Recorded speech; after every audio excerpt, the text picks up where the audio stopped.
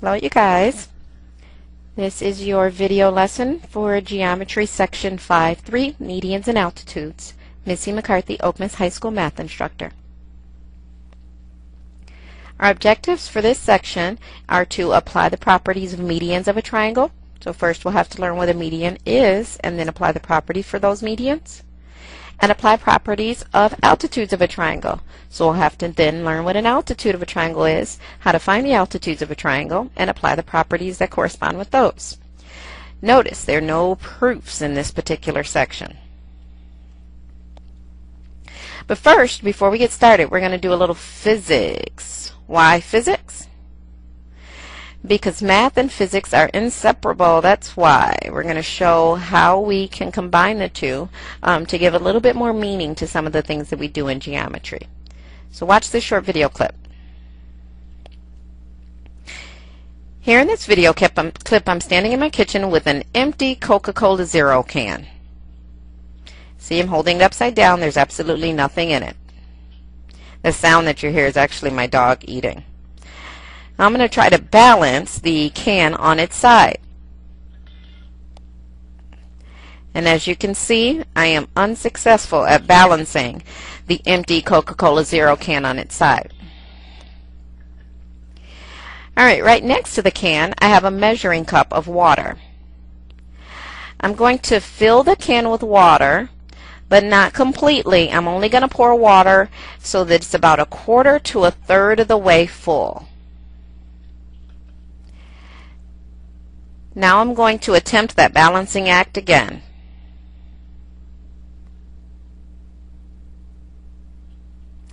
And as you can see, this time I am able to successfully balance the can of water, or the can on its side. I can even move it around because the water will just shift with it and find its level point no matter where I push it.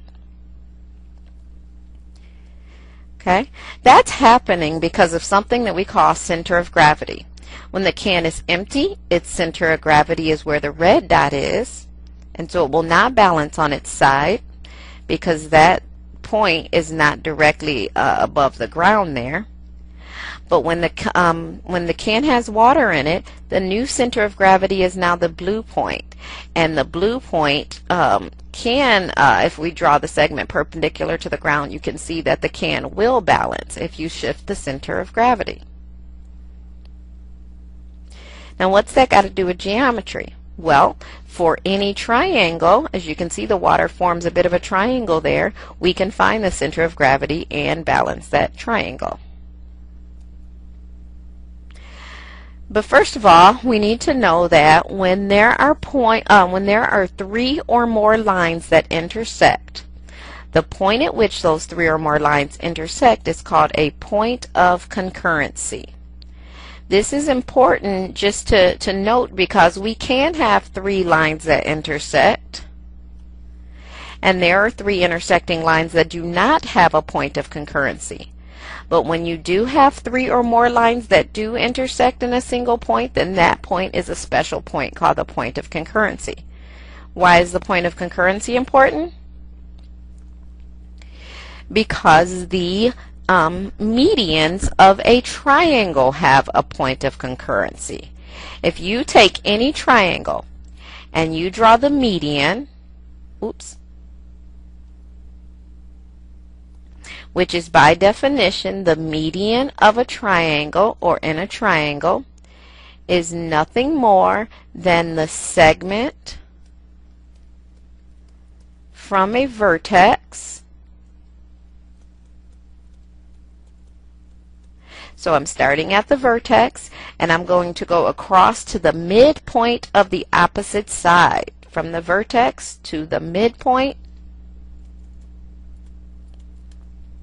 of the opposite side. Okay, so you can see vertex to the midpoint, vertex to the midpoint, vertex to the midpoint. We have all 3 medians drawn in this triangle, and what you'll find is that those medians will be concurrent no matter what triangle you have, and the point of concurrency for the medians of a triangle is called the centroid. Now this point up here says that the point of concurrency of the medians is called the centroid, and the centroid is always inside the triangle, making it the triangle's center of gravity. So that's what we were looking at in the can. Now there is another important property about the centroid, and it is shown here in the centroid theorem. It says the centroid of a triangle is located 2/3 of the distance from each vertex to the midpoint of the opposite side. Now what does all that mean? Well, it's dictated here in these equations. It just means if you want to go from the vertex to the centroid, that length is going to be 2/3 of the length of the median from B to Z. The distance from A to P is 2/3 that from A to Y, and the distance from C to P is 2/3 of the distance from C to X. So the distance from the vertex to the centroid is 2/3 the length of the median. So let's quickly use this diagram to identify the relationships that exist for the using the centroid theorem.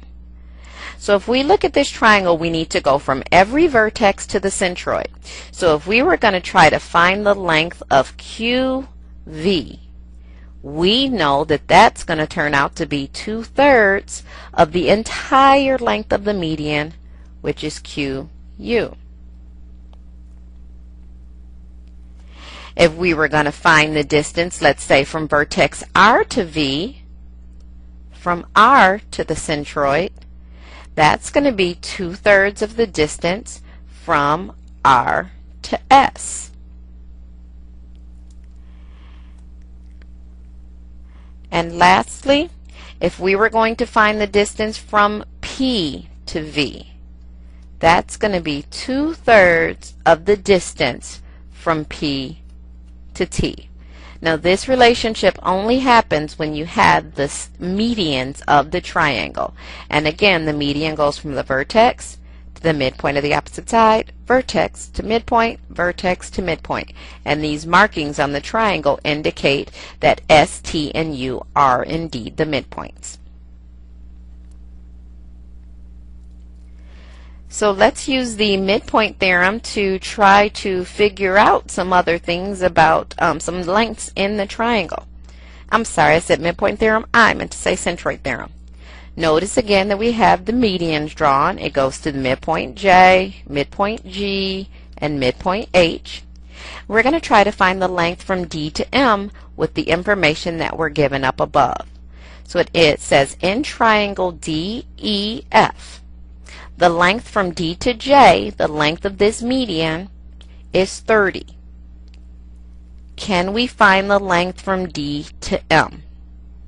Well, because that's from the vertex to the centroid and it's the median, we know the length from D to M is equal to 2/3 the length from D to J. Well, we were given that the length of D to J is 30. And so if we do that, we find that the length of D to M is 20. So in the next problem, part B here, they want us to find the length from M to J. Well, we know that the length from D to J minus the length from D to M will give us the length from M to J. So DJ is 30 minus DM, which is 20, which would give us MJ, which is 10. They also told us here that the length from F to M is 12. So F to M is from a vertex to the centroid. So if we wanted to find the length of G to F, we need to know or use the fact that from F to M is equal to 2/3 the length from G to F. So if we know F to M is 12, that was given to us up above, 2/3 of G to F. If we multiply both sides by 3 and divide by 2, we would get GF is equal to 18. So if we want to find the length from G to M, For part D, we have to take the length from G to F, subtract the length from F to M, and that'll give us GM. Well, GF we just found was 18, FM is 12, leaving us with GM, which is 6.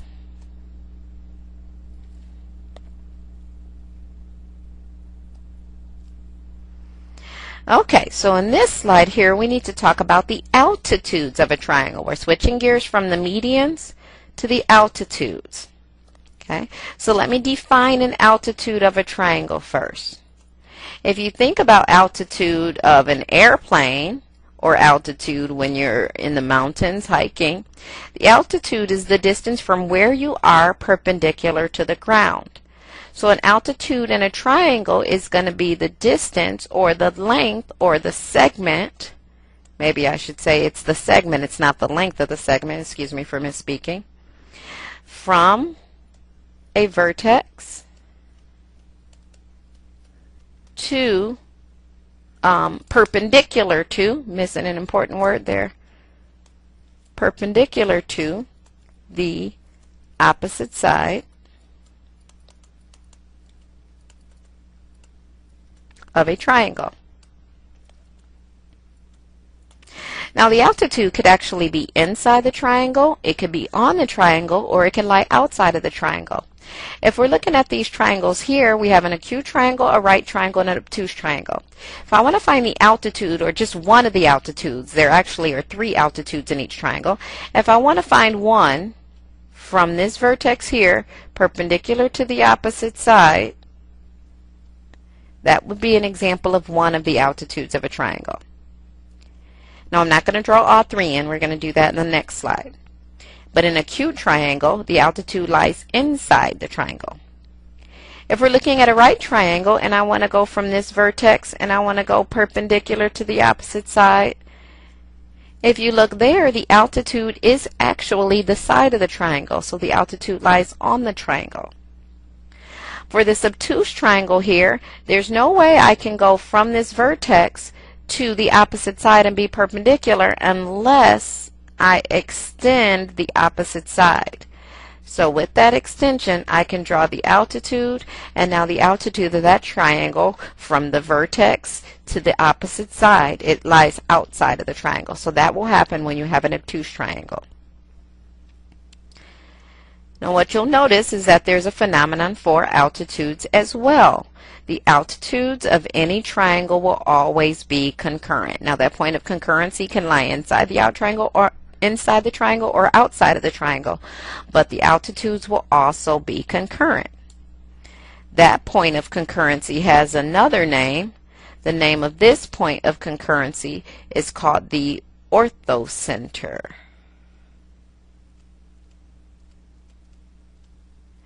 Part of the word ortho comes from the word orthogonal, which means perpendicular. Okay, so the altitudes are 1, the altitudes are concurrent, and 2, the altitudes intersect at what we call the orthocenter. Now we'll do more with altitudes. All right, we're going to look at how you would find the altitude of a triangle. And we have the steps listed out here exactly. So pretty much what we're going to be doing is we're going to find the altitude of 2 of the segments. We don't have to find all 3 since we know all 3 are concurrent. If we just find 2, then we can find the altitude by finding out where those 2 lines intersect. So you first start off by plotting your points. And I'm going to plot the points D, E, F as we have them here. D is 0, 0. E is at 3, 6, and F is here at 4, 0. So here is our triangle, and that's the first thing it says to do. Now, we need to find one of our altitudes. The easiest altitude to find is actually the one that goes through E